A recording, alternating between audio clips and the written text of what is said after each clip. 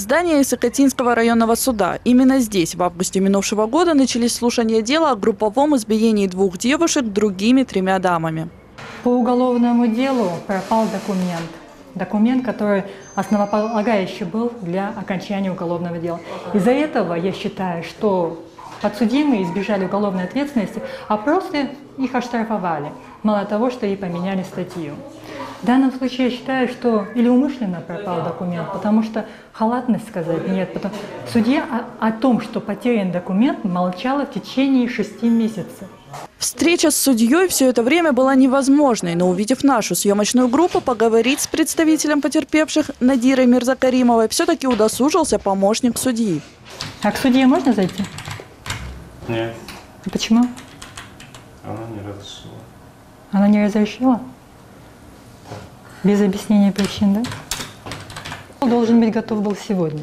Секретарь болеет. По словам Надиры Мирзакаримовой, за все время многочисленных заседаний слушания все чаще откладывались. А после и вовсе, несмотря на зафиксированные тяжкие телесные повреждения у потерпевших, уголовное дело в отношении обвиняемых переквалифицировали в административное нарушение, вынеся им наказание штраф 4000 сомов. Предвзятость налицо, утверждает юрист. Именно поэтому заявление об отводе этого судьи было важным документом, вплоть до того, что дело могло иметь совершенно другой итог.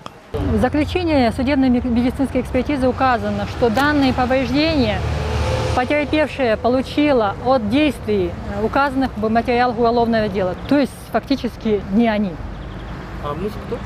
Мужем является сотрудник ГУВД города Бишкек Ибрагимов, как он представился. Мы неоднократно просили предоставить удостоверение, подтверждающее его показания, но он не представил, и судья не потребовала.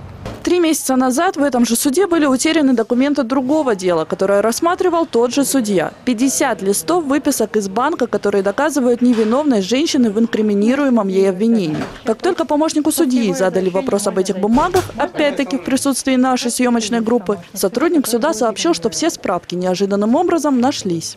Все нашли. На 50 листах все нашли, потому что я...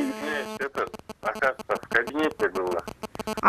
Может, секретарю может, оставили. Это у вас в кабинете были документы, да? Да, вот где секретарь сидел, вот там. Найденные документы могут не только спасти судьбу, но и уберечь женщину от выплаты $500 000 сомов, денег, которые она старательно зарабатывала и копила. Банк, оказывается, еще месяц назад почти передал в суд эти документы, но суд нам эти документы не отдавал. Ну, там идут доказательства от того, что деньги были моими, что я их вложила, потому что на меня подали в суд, что якобы эти деньги мне там кто-то дал. На сегодняшний день Надира Мирзакаримова вместе со своими подопечными намереваются обжаловать приговор суда, а заявление об отводе судьи направить в Совет судей и ГКНБ. Сабина Тамаскина, Эрлан Кемельбеков, НТС.